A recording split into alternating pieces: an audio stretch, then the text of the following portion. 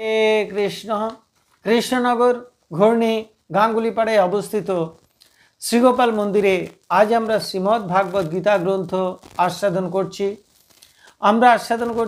শ্রীমদ্ ভাগবত গীতার চতুর্দশ অধ্যায় গুণত্রয় বিভাগ যোগ শ্লোক সংখ্যা 15।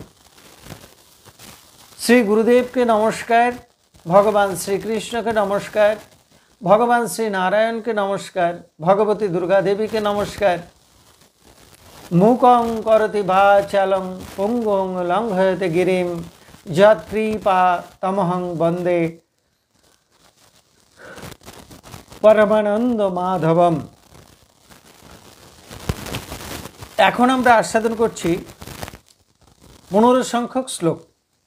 রজসী প্রলয়ং গত্বা কর্মসঙ্গীষু জায়তে তথা প্রলীন তমসী মূঢ় জনিষু জায়তে। এখন আমরা এই শ্লোকটির অন্তর্গত শব্দগুলির অর্থ জেনে নেব।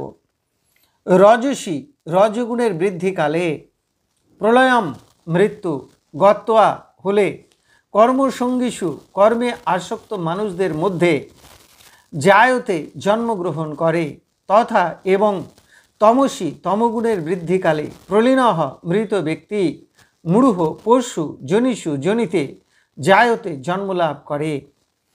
তাহলে এই শ্লোকটির বঙ্গানুবাদ কি দাঁড়ালো? রজগুণের বৃদ্ধিকালে মৃত্যু হলে কর্মে আসক্ত মানুষদের মধ্যে জন্মগ্রহণ করে এবং তমগুণের বৃদ্ধিকালে মৃত্যু হলে পশু আদি জনিতে জন্মলাভ করে।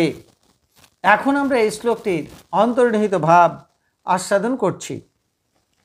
ইতিপূর্বে এই অধ্যায়েরই 12 সংখ্যক শ্লোকে ভগবান শ্রীকৃষ্ণ অর্জুনকে বলেছেন যে, হে অর্জুন, রজগুণ বৃদ্ধি পেলে মানুষের মধ্যে লোভ বেড়ে যায়, কর্ম করবার প্রবৃত্তি বেড়ে যায়, নতুন নতুন কর্ম শুরু করবার ইচ্ছা জাগে, বিভিন্ন বিষয়, গাড়ি বাড়ি, টাকা পয়সা, রূপ যৌবন ভোগ করবার আকাঙ্ক্ষা বেড়ে যায়, দম্ভ দর্প অভিমান বেড়ে যায়, নাম যশ খ্যাতি প্রতিষ্ঠা আকাঙ্ক্ষা করে কর্ম করে।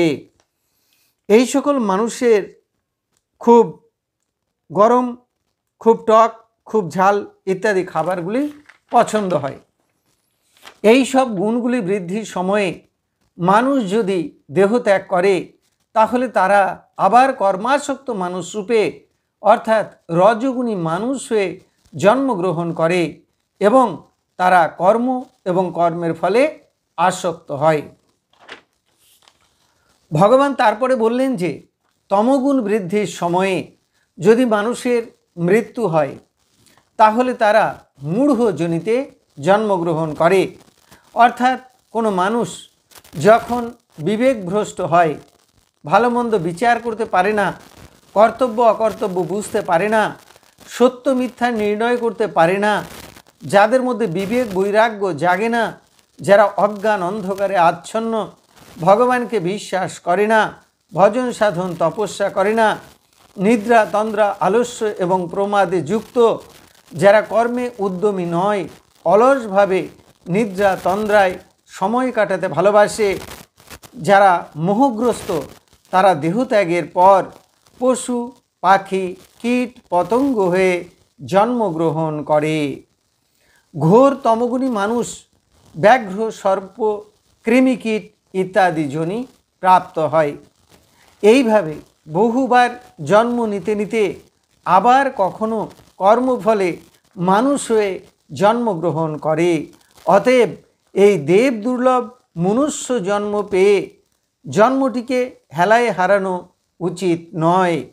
সৎ পথে চলা, সত্য কথা বলা, ভগবানের প্রীতির নিমিত্ত জপ ধ্যান তপস্যা করা উচিত, যাতে জন্ম মৃত্যুর চক্র থেকে মুক্ত হয়ে ভগবানের শ্রীচরণে পৌঁছানো যায়। এই যে সত্যগুণে উপনীত হওয়া বা গুণাতীত অবস্থায় পৌঁছানো, এর জন্য ভগবানের কৃপা দরকার, সাধুগুরু বৈষ্ণবের কৃপা দরকার। কত কতবার মানুষকে জন্ম নিতে হচ্ছে এই বিশ্ব ব্রহ্মাণ্ডে, কত কত জনিতে। এইভাবে বহু বহু জনিতে ভ্রমণ করতে করতে যখন মানুষের সাধুসঙ্গ হয়, ভক্ত সঙ্গ হয়, ভগবানের কৃপা হয়, তখন মানুষ ভক্তির পথে চলে, সাত্ত্বিক গুণ অবলম্বন করে, ভগবানের ভজন সাধন করে এবং মুক্তি মোক্ষের পথে অগ্রসর হয়। অতএব এই দেবদুর্লভ মনুষ্য জন্ম পেয়ে আমাদের প্রত্যেকের কর্তব্য ভগবানের নাম করা, ভগবানের ভজন সাধন করা, সাধুসঙ্গ ভক্ত সঙ্গ করা। হরে কৃষ্ণ। আপনারা সকলে ভালো থাকুন, সুস্থ থাকুন, আনন্দে থাকুন। এতক্ষণ আমরা শ্রীমদ্ ভাগবত গীতার 14 অধ্যায়ের 15 সংখ্যক শ্লোকটি আস্বাদন করলাম। আমি এই শ্লোকটি আরও একবার পড়ছি। রজগুণের বৃদ্ধিকালে মৃত্যু হলে কর্মে আসক্ত মানুষদের মধ্যে জন্মগ্রহণ করে এবং তমগুণের বৃদ্ধিকালে মৃত্যু হলে পশু আদি জনিতে জন্মলাভ করে। এখন আমরা শ্রীমদ্ ভাগবত গীতার মাহাত্ম্য পাঠ করছি। শ্রী ভগবান উবাচ গীতা নামানি বক্সামি গজ্জানি শৃণু পাণ্ডব কীর্তনাথ সর্ব পাপানি বিলয়ং জানতি তৎক্ষণাৎ। গঙ্গা গীতা চ সাবিত্রী সীতা সত্তা পতিব্রতা ব্রহ্মাবলী ব্রহ্মবিদ্যা ত্রিসন্ধ্যা মুক্তিগেহিনী অর্ধমাত্রা চিদানন্দা ভবগ্নি ভ্রান্তি নাশিনী বেদত্রয়ী পরানন্দা তত্থার্থ জ্ঞান মঞ্জুরি ইত্যেতানি জপ নিত্যং নর নিশ্চল মানসঃ জ্ঞান সিদ্ধিং লভে নিত্যং তথান্তে পরমম পদম। হরি ওং তৎসৎ, হরি ওং তৎসৎ, হরি ওং তৎসৎ। হে কৃষ্ণ কৃপা সিন্ধু, এই নাও তুমি আমার দেহ, এই নাও তুমি আমার মন, এই নাও তুমি আমার প্রাণ, এই নাও তুমি আমার আত্মা, এই নাও তুমি আমার জীবন যৌবন যথা সর্বস্ব। হে কৃষ্ণ কৃপা সিন্ধু, এই দেহ মন প্রাণ আত্মার মধ্য দিয়ে তোমার ইচ্ছাই তুমি পূর্ণ করো। হে কৃষ্ণ কৃপা সিন্ধু, তুমি পিতা, তুমি মাতা, তুমি পুত্র, তুমি কন্যা, তুমি স্থাবর জঙ্গম কীট পতঙ্গ লতা পাতা রূপে রূপে প্রতিরূপে তুমি বিরাজিত। তুমি ব্যতীত এই ত্রিভুবনে আর কিছু নেই। হে কৃষ্ণ কৃপা সিন্ধু, তোমার আতুল চরণে কোটি কোটি নমস্কার। তুমি আমাদের শুদ্ধা ভক্তি দাও, ব্রহ্মজ্ঞান দাও, সকলের কল্যাণ করো, মঙ্গল করো। হরে কৃষ্ণ।